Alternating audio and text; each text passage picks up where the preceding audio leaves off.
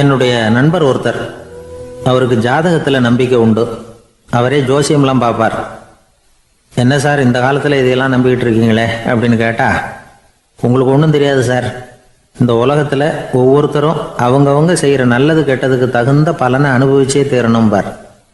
அது மட்டும் இல்லை, ஒருத்தர் செத்துட்டா கூட அவன் செஞ்ச பாவ புண்ணியங்கள் கூடவே போய்கிட்டு இருக்கோம் பார். அது எப்படி கூட போவோம் அப்படின்னு குதர்க்கமாக கேட்டால், அதுக்கு அவர் ஒரு கதை சொன்னார். அது ரொம்ப சுவாரஸ்யமாக இருந்தது. அது என்ன கதைன்னா, ஒரு ஊரில் ஒருத்தர் இருந்தாராம். அவர் ஜோசியம் பார்க்குறதுல ரொம்ப கெட்டிக்காரரான். ஒருத்தருடைய தலைமுடியை மட்டும் அவர்கிட்ட காட்டினா போதும், அதை மட்டும் பார்த்துட்டு அவருடைய ஜாதகத்தையே அலசி விடுவாராம். அப்பேற்பட்ட திறமை.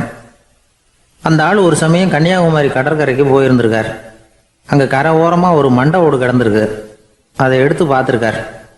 அந்த மண்டை ஓட்டை வச்சுக்கிட்டே அதோட ஜாதகத்தை அலசியிருக்கார்.